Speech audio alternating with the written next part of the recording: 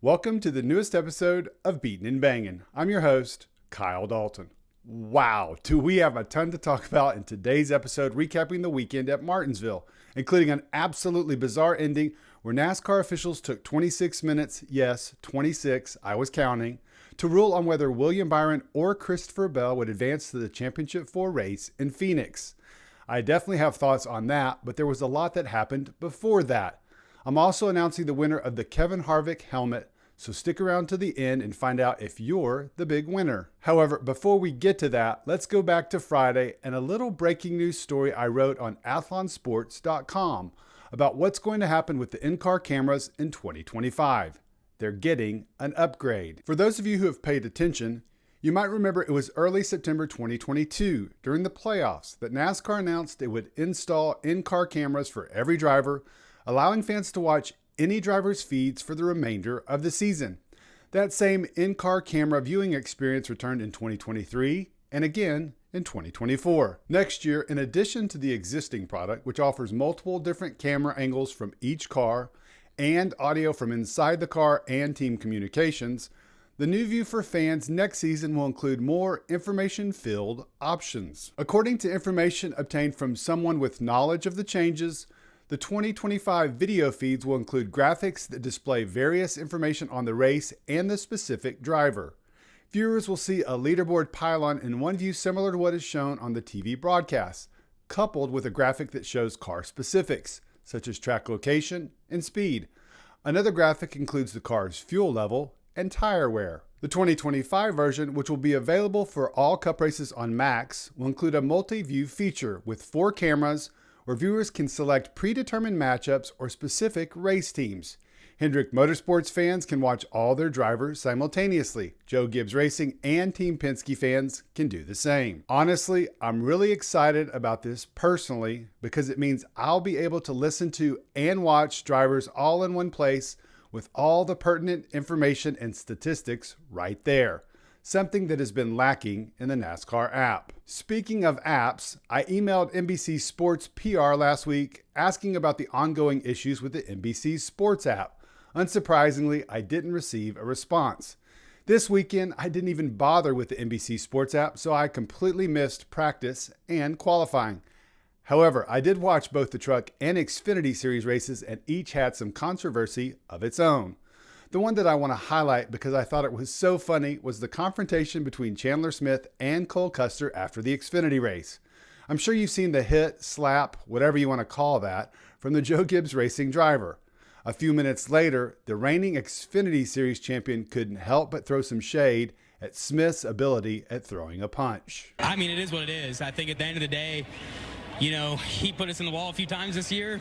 He kept us from winning a race, I feel like, at Kansas. And he used the bumper on me. I used the bumper on him. I don't know how we're not even. And then he punched me in the face. I can't even tell if he really punched me in the face. It was so soft. But at the end of the day, it was, we'll go on to Phoenix. The only other item I want to talk about before the Cup Series race was media availabilities and the specific remarks of Denny Hamlin when asked about how Michael Jordan has made 23XI Racing a better organization. Listen to this. I think that there's been kind of one specific competition meeting that he said he wanted to participate in, and he listened to it, and then at the end he gave his opinion on what he heard, and he didn't like what he heard, and he gave certainly some pointed remarks as to what championship teams sound like and what winning teams sound like and how we need to change the way we're communicating and the way that we're, shifting blame all over the place. That was kind of a pivotal moment for our team and our drivers to hear about, taking responsibility for each person's, shortcomings and how you're going to get better. And certainly that was a big moment to shifting our team's mentality. Oh, to be a fly on the wall in that room to hear the GOAT share his knowledge. All right, now let's move on to the race. Martin Truex Jr. started on the pole and pulled out to the early lead in that first stage. But everyone, including the NBC broadcast, was understandably interested in Truex's Joe Gibbs Racing teammate, Denny Hamlin. After crashing in practice, the number 11 started in the back of the field in 37th and had a lot to overcome if he had any chances of advancing to the championship 4. I was tracking Hamlin in those early laps. a dozen trips around the half-mile circuit, and he had moved up 3 spots next to last week's winner and his 2311 Racing employee, Tyler Reddick. By lap 25, he had moved up 3 additional spots. But Hamlin wasn't the only early mover. Ryan Blaney had gained 6 spots in the first 40 laps, moving up from 14th to 8th. On lap 42, Chase Elliott, who had started second, passed the number 19 for the lead. We didn't know it then, but the 2 cars that started on the front row were headed in opposite directions. Truex's mishap-filled farewell tour continued 30 laps later when the 2017 champ got nabbed for speeding on pit road. Here's what he had to say about it. Got us for too fast entering there. Coming back. Make sure it hits your lights here. Second, 9 red. Right rear was locked up so far I didn't know where I was. Truex wasn't alone in his troubles. His JGR teammate Christopher Bell joined him a few laps later when he went for an unexpected spin. The number 20 team entered the race 29 points above the cut line. All they really had to do was stay out of trouble to advance. That went out the window in the first stage. Conversely, Elliott led more laps in that first stage than he had led all year, including on lap 130 when he won the stage. He was followed by his teammate William Byron and Chase Briscoe, Ryan Preece, and Ryan Blaney. Denny Hamlin had climbed all the way up to 15th. On the Stage 2 restart, the number 24 got a good jump and surged out in front with Elliott right behind. The two maintained those positions after a couple of cautions, including when Carson Hocevar spun Harrison Burton.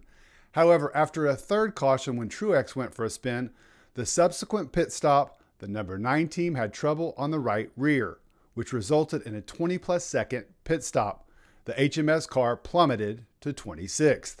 Speaking of Hocevar, he wasn't done. Later in that stage, the rookie driver got into Daniel Hemrick, which sent Todd Gilliland for a spin and brought out another yellow.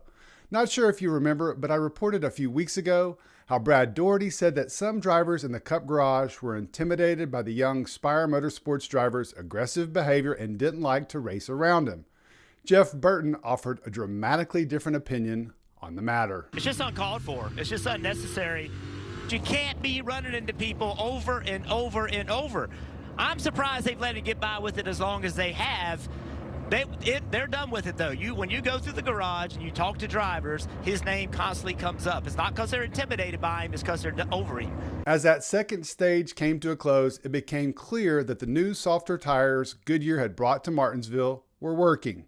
There were numerous good battles throughout the field, and drivers were able to pass. Brad Keselowski won the second stage and was followed by Hamlin, Blaney, Larson, and Byron. Chase Elliott had impressively moved all the way back up to 12th. In that third stage, the pressure understandably picked up, and drivers began asking questions about their situations. Here's what Kyle Larson and his team had to say. So, I just need to know when we get going. Like, do we have any shot of making enough points if William wins? We do.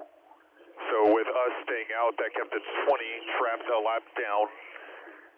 If William wins, we would need to beat the 20 by 23 positions to make it on drivers, 18 to make it on owners. Right now he's scored P24, we're scored P2.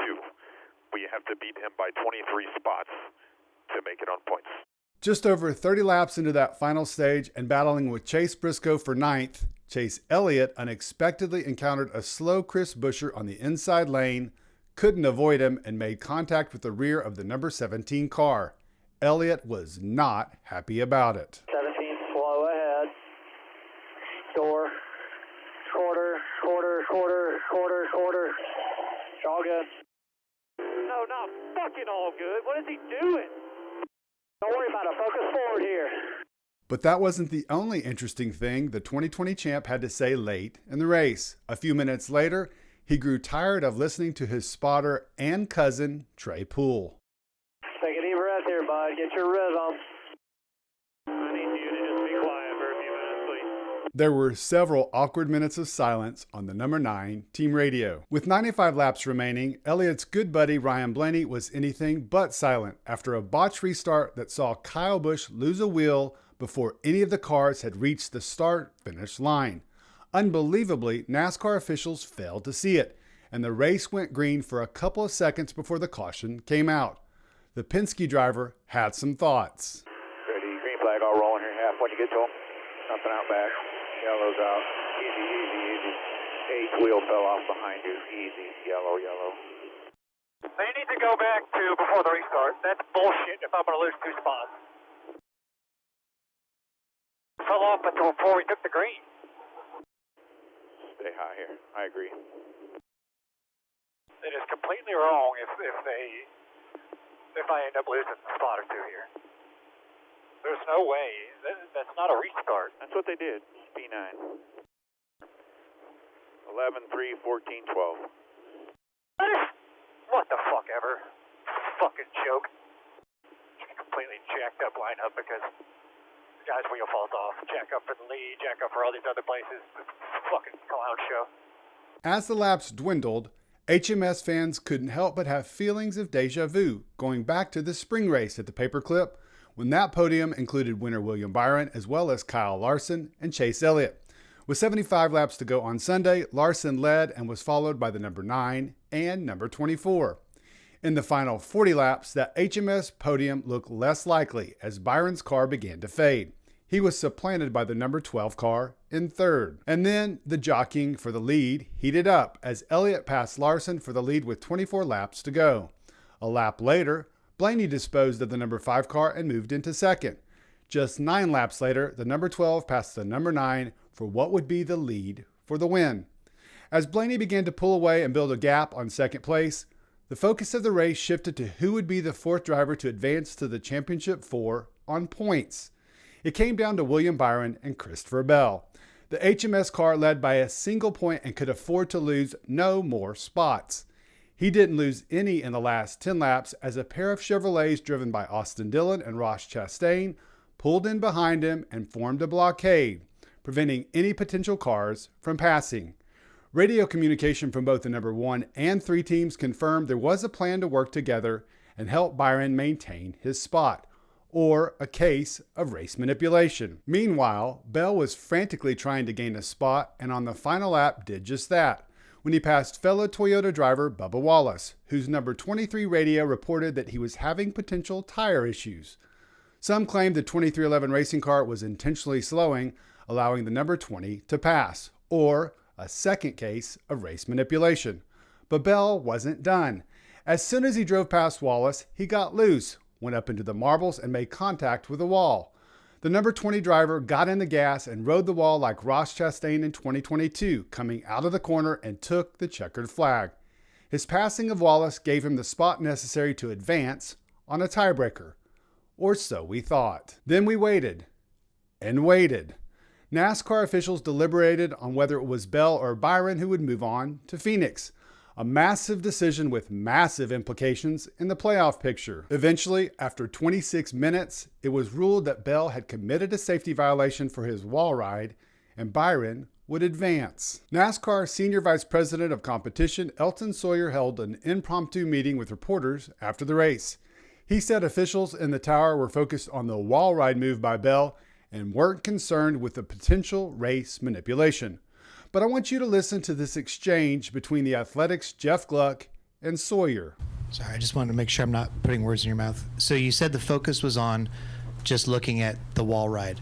So if he doesn't do the wall ride, regardless of whatever happened, he's in. If he makes the pass without hitting the wall and you know the Bubba stuff, the Chevy stuff aside, he would be in as of now. Yeah, is that fair? I think there's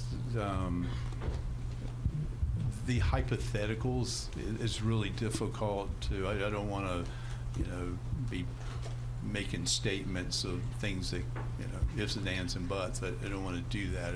Like I say, the main focus for us in the tower and when the situation happened was focusing on the 20 car and let's figure out okay, where are we at there, because to me and our team there was focused more on that than the other stuff. Hypotheticals?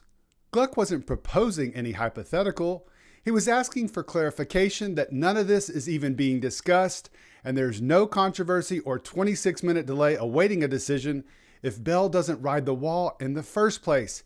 He would have advanced to Phoenix because the two other things weren't worthy of immediate consideration, at least according to Sawyer. What's even more amazing about this is if you watch the replay, which I have at least a dozen times, is Bell didn't even need to ride the wall. He passed Wallace, and there was no way the 2311 racing car was going to get back to him with or without the wall ride before he took the checkered flag. Just an absolutely chaotic finish, and as I've said before this season on multiple occasions, much of it totally unnecessary. The sanctioning body, unfortunately, doing sanctioning body things. And one last thing I saw before recording today's episode that I wanted to share, and it's a post from Christopher Bell on X. Check it out. Just a couple guys missing a bow tie. Wow. CBell woke up this morning and chose violence. All right, guys, that's a wrap on this episode. I know you guys have got some thoughts, and I want to hear them. First, let's go back to Friday and my story on the change for in-car cameras in 2025. I know it's a subscription with Max, although I have heard rumblings that NASCAR.com users might receive a potential discount. But what do you think of an experience where you can get audio, video, and numerous graphics and statistics for all your favorite drivers in one place? What did you think of the Truck and Xfinity Series races and the confrontation between Chandler Smith and Cole Custer at the end?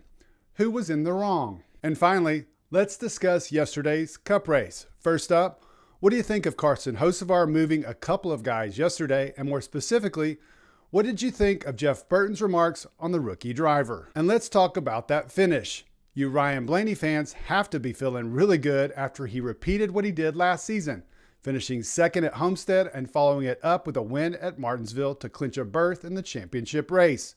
We know how it worked out for the number 12 team last year. Can Blaney go back to back? And lastly, I want to hear what you guys think about the delay and then NASCAR's decision. Did they get it right? Do you think there will be more penalties to come? And finally, one last order of business that I mentioned at the beginning. I'm now going to announce the winner of the Kevin Harvick helmet from the contest a week ago. First, I want to thank all of you for entering. We had an incredible response with more than 350 entrants. And our winner is at James Carter 6975. James Carter 6975. Please reply to this video so I can send you your prize. And remember, next week is the last race of the season. I'll be giving away another helmet in next Monday's recap video. All right, guys, thanks as always for supporting the channel. I really appreciate you checking out the latest video, and I hope you have a great rest of your day.